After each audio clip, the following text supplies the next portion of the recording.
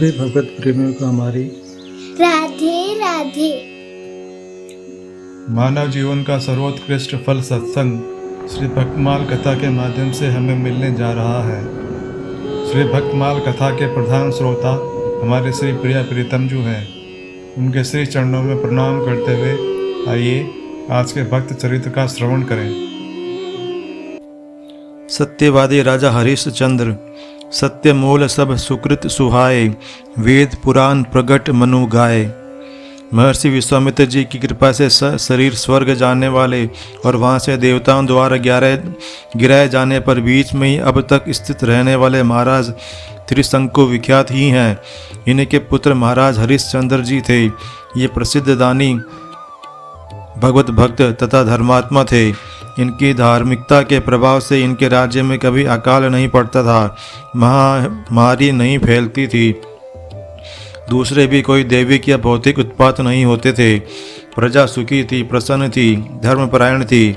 महाराज हरिश्चंद्र की सत्यनिष्ठा त्रिभुवन में विख्यात थी। देवर्षि नारद से महाराज की प्रशंसा सुनकर देवराज इंद्र को भी ईर्ष्या हुई और उन्होंने परीक्षा लेने का निश्चय करके विश्वामित्र जी को इसके लिए तैयार किया।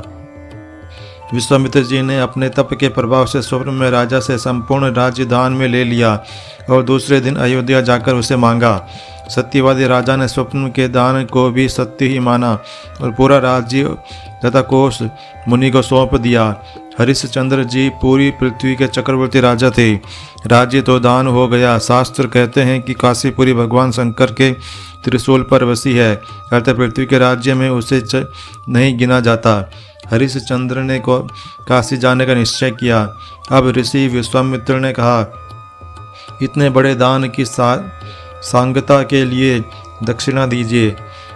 आज राजा हरिश्चंद्र, जो कल तक पृथ्वी के एक छत्र सम्राट थे, कंगाल हो गए। उनके पास एक कौड़ी भी नहीं थी। इतने पर भी उन्होंने ऋषि को दक्षिणा देना स्वीकार किया। अपने पुत्र रोहिताश तथा पत्नी सैब्या के साथ वे काशी आए। दक्षिणा देने का दूसरा कोई उपाय न देखकर पत्नी को उन्होंने एक ब्राह्मण के हाथ बेच दिया। बालक रोहित भी माता के साथ गया।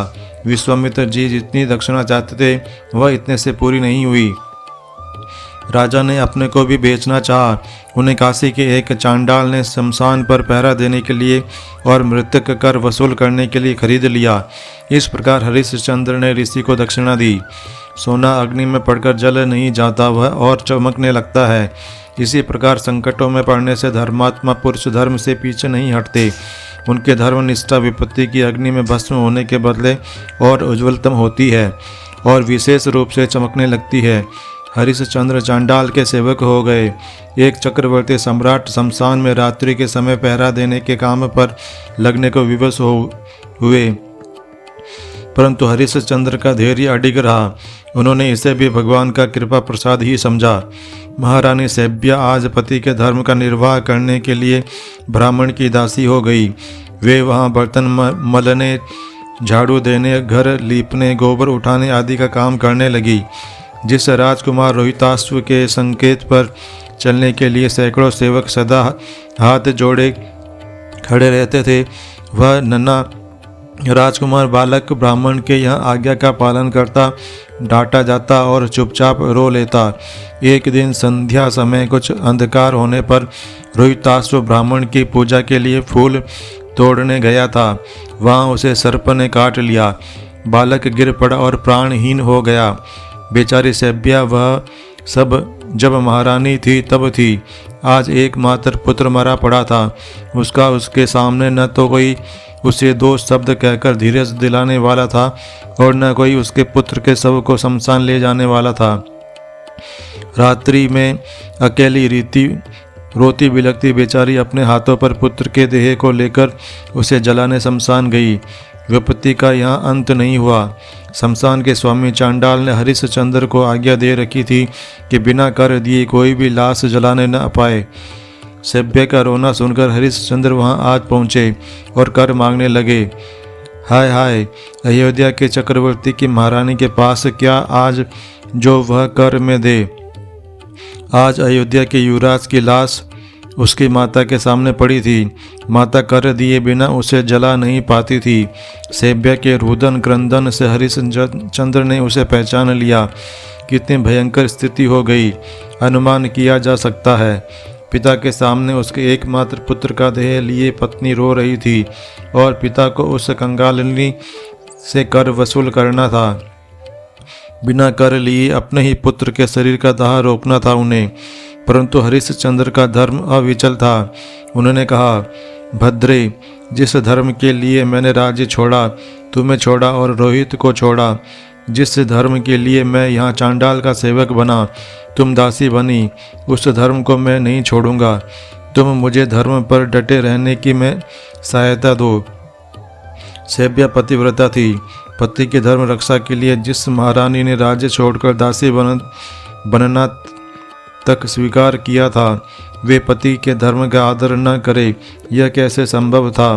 परंतु आज माता के सामने उसके पुत्र का निर्जीव शरीर था और उसे दाह करना था। पति का धर्म कर मांग रहा था और देने को क्या रखा था वहाँ। अंत में उस देवी ने कहा, नाथ, मेरे पास तो दूसरा वस्त्र भी नहीं है। मेरी यही एक मैली साड़ी है जिसे मैं पहनी हूँ। इसी के आंचल से ढककर अपने बेटे को मैं ले आई हूँ। आपके पुत्र के देह पर कफन तक नहीं है। आज मेरी इस साड़ी को ही आधा फाड़ कर ले लें कर के रूप में। हरिश्चंद्र ने इस दशा में भी साड़ी का आधा भाग लेना स्वीकार कर लिया। जैसे ही सेब्या ने साड़ी फाड़ना चाहा, स्वयं भगवान विष्णु प्रकट हो गए। सत्य और धर्म भगवान का स्वरूप है। जहाँ सत्य तथा धर्म है, वहीं स्वयं भगवान प्रत्यक्ष हैं। देवराज इंद्र तथा स्वामी मित्र भी विश्वामित्र भी देवताओं के साथ वहां आ गए। धर्म ने प्रकट होकर बताया कि मैं स्वयं चांडाल बना था। इंद्र ने अमृत वर्षा करके कुमार रोहितासु को जीवित कर दिया। भगवान ने हरिश्चंद्र को भक्ति का वरदान दिया। इंद्र ने इससे पत्नी के साथ सशरीर स्वर्ग चलने की प्रार्थना की। हरिश्चंद्र ने कहा, मेरी प्रजा मेरे वियोग में इतने दिन दुखी रही, मैं अपने प्रजाओं को छोड़कर स्वर्ग नहीं जाऊंगा। इंद्र ने कहा, राजन, आपके इतने पुण्य हैं कि आप अनंत काल तक स्वर्ग में रहें।